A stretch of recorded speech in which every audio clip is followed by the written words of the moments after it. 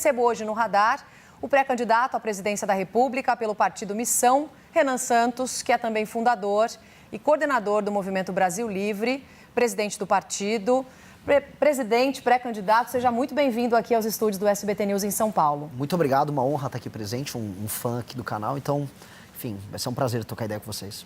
Obrigada por ter vindo até aqui, pré-candidato. Queria conversar um pouquinho sobre o cenário que espera o senhor para as eleições agora de 2026. O senhor é considerado um outsider, alguém fora do meio político, e se coloca contra essa polarização que a gente vem acompanhando com os números nas pesquisas entre o presidente Lula e Flávio Bolsonaro. Assim como temos também outros candidatos à direita. O que te separa desses outros candidatos para além de Lula e Flávio Bolsonaro? Bom, primeiro de tudo, a minha história. Como você descreveu, eu vim do movimento político, o Movimento Brasil Livre, que há mais de 10 anos vem lutando contra a corrupção, organizou as maiores manifestações que derrubaram a ex-presidente Dilma Rousseff, lutamos a favor da Operação Lava Jato. Quando o Bolsonaro chega ao poder e começa a errar, e a gente começa a ver escândalos acontecendo no governo Bolsonaro, diferente do restante da direita, especialmente dos pré-candidatos à direita, eu não passei pano, nem eu, nem o meu grupo, e nós pagamos um preço por isso. Ou seja, se está cometendo erro, se está roubando, se está agindo contra aquilo que a gente considera correto, não importa se você é de esquerda ou de direita, a gente vai bater. Essa sempre foi a nossa lógica. Naturalmente, nós somos um grupo mais à direita. Defendemos livre mercado, defendemos que a polícia tenha a condição de ir para cima dos bandidos, sem aquela turma dos direitos humanos enchendo o saco, mas isso não nos impede de, quando vê o erro sendo cometido no campo político que a gente faz parte, na direita a gente também bater. Isso diferencia do ponto de vista dos valores. Do ponto de vista das ideias, a gente está defendendo uma reforma muito profunda no Estado brasileiro. A gente percebe que o Estado brasileiro é dominado pelo que a gente chama de centrão. O centrão é absolutamente corrupto e isso está impedindo regiões inteiras do Brasil de se desenvolver. Eu rodei agora o Maranhão, estava rodando o Nordeste, é muito triste que eu vi ali. As pessoas continuam migrando do Nordeste para o Sudeste, para o Sul do Brasil e há um motivo. E o motivo é político e a gente quer resolver esse motivo para que o Brasil inteiro seja desenvolvido. O senhor não quer conversar com um eleitor mais moderado, então? O senhor se classifica como extrema-direita? Não, eu me classifico como uma pessoa extremamente honesta e mais inteligente e mais preparada do que os demais. Eu não vou ficar só no clichê. Porque as pessoas ficam só repetindo palavrinhas, jogando palavras ao vento. Ah, não, olha só, eu sou conservador, sou o cara de esquerda. Não, eu gosto do povo. Gosta de qual povo? O que é o gostar do povo do Lula? Quando você vai para o Maranhão, onde o Lula é muito bem votado, onde supostamente ele liga para aquelas pessoas, eu vi gente andando em cima de esgoto, dividindo comida com urubu. Eu não vi ninguém gostando de povo no Maranhão. Ao mesmo tempo, eu vejo os problemas no Sul-Sudeste, que a direita supostamente bolsonarista cuida. Ah, não, a gente resolve a questão da segurança. Resolve. Os casos bizarros envolvendo morte de mulher, morte de criança, assalto, roubo de celular continuam altíssimos. Então, os problemas não são resolvidos. A gente fica participando de discussões idiotas, né? Ah, eu sou verde e amarelo, eu sou vermelho, mas na prática o ladrão continua assaltando e você continua pobre. Então, eu quero resolver esse problema, eu quero ir para cima. E não vou perder tempo com rótulos. Por não perder tempo com rótulos, eu acho que eu sou mais efetivo em focar nos problemas. Qual é o estilo do eleitor que o senhor quer focar durante a campanha? Olha, eu não recuso voto, então eu não estou, vamos dizer, buscando o eleitor A, B ou C. Eu estou falando aquilo que é verdadeiro. Eu tenho comentado que eu vou fazer uma eleição de sincericídios. Ou seja, quando eu vou para o Maranhão, eu não vou fazer o que todo mundo faz quando chega lá. Ô, povo bom, olha, eu vou tocar aqui um forrozinho aqui. Nossa, olha essa comida boa. Não, eu vou falar, olha, aqui no Maranhão tá uma desgraça a vida de vocês. Vocês vendem o voto, eu falo isso pro eleitor. Você vende o voto e eu vou prender você se você continuar vendendo o seu voto. Eu vou virar político. Se você comprar o voto da população, eu também vou te prender. A gente tem que ter leis sérias se a gente quer respeitar a democracia. Em tese, nos manuais políticos, o que eu estou fazendo é perder voto. Mas o que eu vi foi outra coisa. Eu falei a verdade pro eleitor, eu tratei o eleitor de uma maneira madura, tratei ele como adulto, e o eleitor respondeu de maneira positiva. Ele falou, não, Renan, você tem um ponto, você está certo. Tanto que nos lugares onde eu cometo esses sincericídios, ou seja, onde eu falo verdades que em tese não se fala para o eleitor, as pessoas estão reagindo bem. Então eu rodo o Maranhão, assim como eu vou rodar agora Santa Catarina, eu vou rodar todos os lugares do Brasil falando dos problemas locais, inclusive dos problemas do eleitor, porque o eleitor não é perfeito, né? A voz do povo não é a voz de Deus, no sentido de que o eleitor também erra, o eleitor também acredita em mentira, o eleitor cai em truque, e a gente precisa alertar o eleitor também para o próprio erro que ele comete. Mas o eleitor mais conservador, que pode ter o voto, né, no senhor, ele está preparado para algumas conversas, o senhor falou em sincericídios, né, algumas falas mais sinceras. O senhor recentemente, respondendo a um vazamento de mensagens da imprensa, falou sobre o uso, por exemplo, de cogumelos alucinógenos. O eleitor, por mais que tenha estudo, tenha comprovação científica já no nosso país, o eleitor mais conservador, ele está pronto para esse tipo de conversa? Eu não sei se ele está pronto, porque eu não vou fazer mentir para ele. né? Se eu precisar mentir para ele, porque ele não está pronto para assunto A, B ou C, quer dizer que eu sou um mentiroso, quer dizer que eu sou um farsante. Eu não estou afim desse papo. Como eu te disse, eu quero uma eleição em que as pessoas serão tratadas como pessoas, como adultos. Se eu for tratar como criança, eu vou inventar, não, na verdade, vazou uma conversa, mas era uma IA. Não, olha só, assim, uma vez eu tomei uma microdosagem para me ajudar a trabalhar mais. Muita gente no mercado financeiro, muita gente no Vale do Silício, o Elon Musk já fez a mesma coisa, e eu acho que eu fiquei mais produtivo com isso, inclusive gostaria de ver isso no SUS, tanto a psilocibina quanto o canabidiol do SUS. Não acho problema nenhum em tratar de sistemas. Eu não vou colocar o eleitor como um idiota. Mesmo que alguns não estejam prontos, mas é da vida, né? Não se agrada a todo mundo. Candidato, vou colocar a nossa equipe aqui para fazer perguntas ao senhor também. Em Brasília, primeiro, o nosso Eduardo Gayer chega na conversa. Fala, Gayer.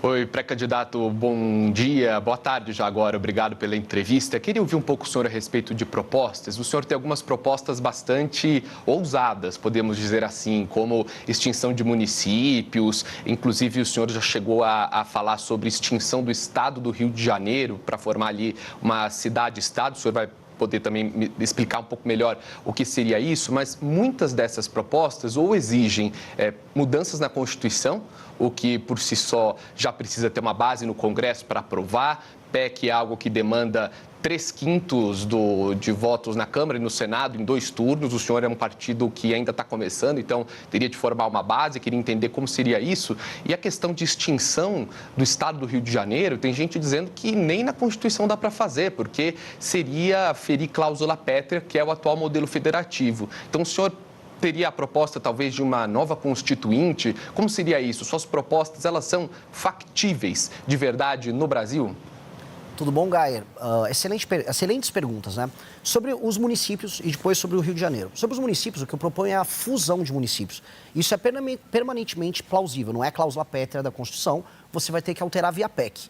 Alterar via PEC, se eu precisar fazer uma reforma fiscal que todos os pré-candidatos a presidente vão precisar fazer, será via PEC. Se eu precisar endereçar boa parte das questões que envolvem alterações nas leis penais, leis de processo penal, algumas delas terão que ser via PEC também. A real é que, infelizmente, a nossa Constituição, como ela abarca tudo, ela faz o que você tenha que fazer PECs, como você mesmo citou, para tudo. E o próximo presidente da República terá que fazer isso. Eu, assim, o farei. E eu acho que nós precisamos fazer um governo muito reformista que altere a dinâmica. E por que eu quero fundir municípios de maneira clara? A maior parte dos municípios brasileiros não se sustenta e são muito mal administrados. Município pequeno, que é mal administrado, tem baixos indicadores, números de desenvolvimento humano, números de saúde, saneamento básico, educação, tem que se juntar com outros municípios e ter um prefeito só e 9 vereadoras. Eu vou demitir um monte de prefeito e um monte de vereadores do Brasil, que é basicamente um bando de parasita. Isso precisa ser feito. Sobre a questão do Rio de Janeiro, que também é importante, não é extinguir o Estado, é algo que é previsto na Constituição, que é criar um outro Estado, que seria o Estado da Guanabara, que já existia antes, que seria, vamos dizer, uma autonomia, uma cidade com um status diferente, que seria um status de Estado, como já existe, por exemplo, Buenos Aires, ele tem status de autonomia na Argentina, Xangai, Pequim, Hong Kong, tem status de autonomia na China, que é tratar o Rio de Janeiro, que ele já é visto internacionalmente como porta de entrada do Brasil para o mundo, com esse status, que o orçamento do Rio de Janeiro seja focado em tratar dos seus problemas de segurança de maneira clara, do município, né, desse município autônomo, como ele se tornaria, que ele possa focar em ser um polo de tecnologia, um polo de turismo, um polo de entretenimento, como é, por exemplo, Dubai, um espaço de negócios. Acho que o Rio tem esse potencial, infelizmente, não é atingido. A gente está vendo, inclusive, o Estado do Rio de Janeiro hoje decidindo quem vai assumir a Alerj para depois assumir o governo, ou seja, nunca termina nenhum governo, é um dos lugares, infelizmente, mais corruptos do Brasil. E sobre a viabilidade disso? Se eu saí de um partido político que foi realmente montado agora, em novembro, aparecido com 1% nas pesquisas. Algumas pesquisas já me dão com 5%, 6%, outras até 7%, variando de instituto para instituto. Se eu chegar até o final das eleições com 50% mais um dos votos, significa que eu movi a sociedade brasileira ao redor dessas propostas. E se eu conseguir fazer isso, não só o meu partido vai ter uma base, mas outros políticos eleitos por outros partidos também vão ser eleitos com uma plataforma similar. E aí é uma questão minha de ter a habilidade de saber montar uma composição majoritária na Câmara e no Senado. Pré-candidato, como o senhor mesmo disse, vocês estão tentando também fazer o partido crescer, até para tentar não entrar na cláusula de barreira. O senhor acredita que com a candidatura do senhor será possível um crescimento de quanto do partido? Quantos deputados, por exemplo, vocês conseguiriam eleger já nessas eleições de outubro? Obrigado pela pergunta novamente. Eu não faço muito essa conta, a gente também não montou, porque se eu ficasse preso nessa conta, eu estaria fazendo o que todos os partidos fazem. O que é? Os partidos entregam seus diretórios estaduais para algum político do centrão que tem dinheiro, ele fica com o diretório, autônomo, faz os negócios que ele quer ali e, em troca, ele nos dá um deputado federal para ajudar a passar a cláusula de barreira. A gente não vai fazer isso, a gente não vai negociar nossos diretórios e o nosso plano é eleger pessoas dentro da nossa plataforma. A gente tem um livro, chama Livro Amarelo, que é um conjunto de propostas que nós temos para resolver os problemas do Brasil, que é daí onde surgiram as propostas que o Geyer perguntou antes. E com base nisso, nós temos que construir essas propostas nos seus estados e ser eleitoralmente efetivo. Saiu uma pesquisa Atlas que mostra que o nosso partido é o quarto partido, com apenas 5 meses de idade, mais bem avaliado do Brasil. A gente já tem 5% da aprovação do eleitorado. Se isso se confirmar nas urnas, sem muito esforço a gente passa a cláusula de barreira. Então, o meu foco inteiro é construir um partido que seja uma alternativa para o Brasil. Não só através da minha pré-candidatura, mas também da pré-candidatura dos nossos governadores, candidatos a deputado federal e no futuro das nossas outras lideranças. A gente tem que ter uma tese para o Brasil, uma proposta muito clara para o Brasil e ela tem que ser forte. Porque se ela não for forte, mas o partido for forte, eu sou só um partido do centrão. Essa sopa de letrinha que tem um monte de nome por aí, mas não serve para nada.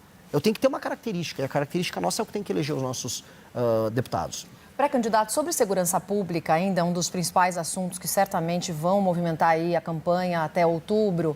O senhor citou no começo da nossa entrevista uma polícia que não siga os direitos humanos. O senhor não considera isso um pouco perigoso? Qual que é a sua proposta exatamente para a segurança pública aqui do nosso país? Não, eu sou a favor de uma polícia que siga princípios de direitos humanos. O que eu não sou a favor são ONGs de direitos humanos que recebem dinheiro de fora do Brasil, especialmente de fundações estrangeiras, que interferem na política de segurança brasileira de modo a permitir que as leis brasileiras sejam pró-bandido. Eu não acho que faça sentido a gente tenha, por exemplo, uma progressão de pena como a gente tem no Brasil, em que uma pessoa que comete crimes de maneira regular possa não cumprir a pena inteira dela. E aí, quando você vai discutir isso no debate público, vê uma ONG de direitos humanos e fala, não, mas isso está fazendo com que as cadeias fiquem superlotadas. Ora, que a gente construa mais cadeias, mas não que a gente solte um bandido que, sei lá, pegaram um caso agora de um homem que violentou sexualmente uma senhora de idade, antes tinha violentado sexualmente a própria mãe.